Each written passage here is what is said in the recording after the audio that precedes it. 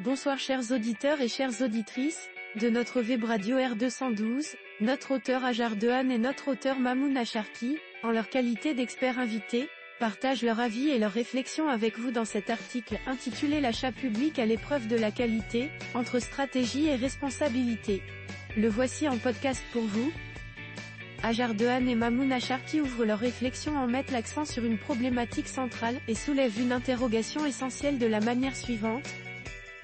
Dans un contexte de rationalisation des finances publiques et de transition vers un modèle de développement plus durable, les achats publics s'imposent désormais comme un levier stratégique pour les administrations marocaines. En effet, représentant une part significative du produit intérieur brut, la commande publique ne se limite pas à un simple mécanisme d'acquisition, elle constitue un outil d'action publique structurant, au croisement des impératifs budgétaires, des ambitions économiques et des engagements sociétaux. Toutefois, la qualité des achats publics demeure une problématique centrale, souvent tiraillée entre les exigences juridiques, les contraintes opérationnelles et les attentes croissantes en matière d'efficacité et de durabilité. Dans ce contexte, une question fondamentale s'impose, comment garantir la qualité des achats publics tout en respectant les règles de droit et en répondant aux objectifs stratégiques de l'État ?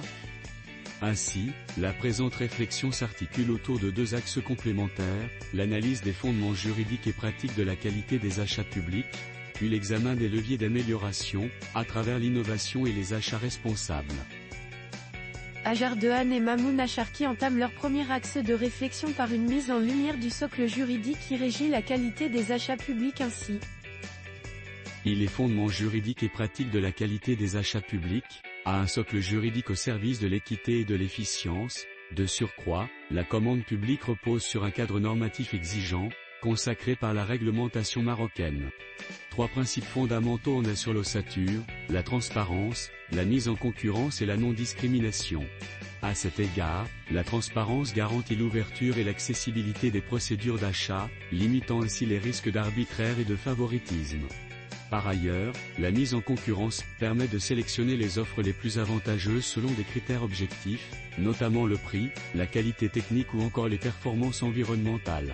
Enfin, le principe de non-discrimination assure un traitement équitable des opérateurs économiques, quelle que soit leur taille ou leur localisation, ouvrant ainsi les marchés publics aux petites et moyennes entreprises souvent exclues des grands appels d'offres. Cependant, malgré la solidité de ce socle juridique, la mise en œuvre de ces principes se heurte à des difficultés pratiques, lourdeur administrative, insuffisante professionnalisation des acheteurs publics, ou encore inadéquation entre les besoins réels des bénéficiaires et les prestations livrées. Ajar Dehan et Mamouna Sharki poursuivent leur analyse en passant à un second aspect fondamental.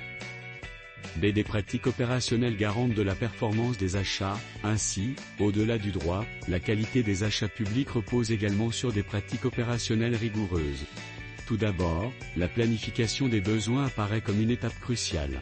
Elle permet non seulement d'identifier précisément les objectifs, mais aussi d'anticiper les risques de surcoût, de retard ou d'inadéquation des prestations. Ensuite, le choix des procédures d'achat, appel d'offres ouverts, marché négocié, dialogue compétitif, doit être ajusté à la nature et à la complexité du projet. De plus, l'introduction de critères qualitatifs dans les appels d'offres, tels que la durabilité, la qualité technique ou l'innovation, permet de dépasser une approche strictement budgétaire. En outre, le suivi rigoureux de l'exécution des contrats publics, à travers des mécanismes d'audit, d'évaluation ou de retour d'expérience, conditionne l'amélioration continue de la qualité des achats. À ce titre, l'institutionnalisation de bonnes pratiques constitue un levier majeur de montée en compétences au sein de l'administration. Après avoir défini les bases juridiques et pratiques, Ajar Dehan et Mamouna Sharki ouvrent leur deuxième axe d'analyse en se concentrant sur les leviers d'amélioration. 2. Les leviers d'amélioration, innovation et responsabilité comme piliers de transformation, à l'innovation, un moteur de qualité et d'adaptation. Dans cette optique, l'innovation représente un levier essentiel pour moderniser la commande publique. Elle permet de répondre plus efficacement aux besoins des usagers tout en intégrant des solutions à forte valeur ajoutée. À titre d'exemple, dans le domaine de la santé, les marchés publics peuvent favoriser l'acquisition de technologies médicales de pointe, contribuant ainsi à une amélioration tangible de la qualité des services rendus. Pour ce faire, les administrations doivent faire évoluer leurs pratiques, recourir au sourcing pour identifier en amont les innovations disponibles, adapter les cahiers des charges, et introduire des critères d'évaluation valorisant les propositions novatrices.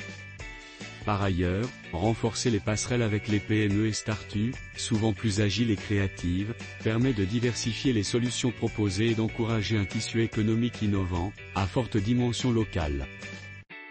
Après avoir mis en avant le rôle déterminant de l'innovation, nos experts invités poursuivent leur réflexion en explorant l'importance croissante des achats publics responsables. Les achats responsables, concilier performance, durabilité et impact social. Parallèlement, les achats publics responsables traduisent une volonté croissante d'intégrer les enjeux environnementaux et sociaux dans les processus de commande publique. En outre, cela se traduit par l'acquisition de biens et services à faible impact écologique, véhicules électriques, matériaux recyclés, normes d'efficacité énergétique, etc. Par ailleurs, les marchés publics peuvent être mobilisés pour soutenir l'insertion professionnelle, les structures d'économie sociale et solidaire, ou encore l'emploi local, à travers des dispositifs tels que les marchés réservés.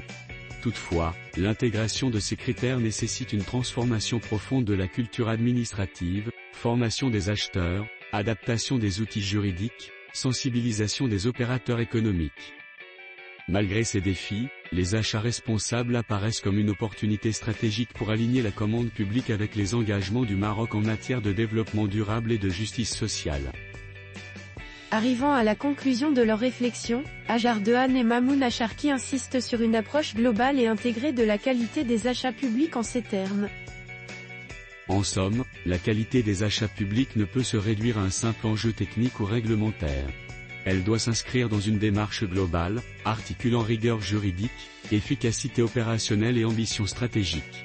Ainsi, la transparence, la concurrence et l'égalité de traitement constituent le socle indispensable d'une commande publique équitable. Mais encore, l'innovation et la responsabilité permettent d'ouvrir de nouvelles perspectives, en transformant les achats publics en outils de transformation économique, sociale et environnementale. In fine, la commande publique ne doit plus être perçue comme une contrainte administrative, mais comme un instrument de gouvernance publique capable de porter les grandes transitions contemporaines. Les défis sont nombreux, certes, mais les marges de progrès, elles, sont à la hauteur des ambitions d'un État stratège, soucieux de la performance et du bien commun. Chers auditeurs de la Web Radio R212, merci d'avoir été à l'écoute de ce podcast, et de partager avec nous ce moment d'échange et de découverte. Votre présence et votre fidélité sont notre plus belle récompense. On se dit à très bientôt, si vous le voulez bien. Avec toute notre gratitude, l'équipe de R212,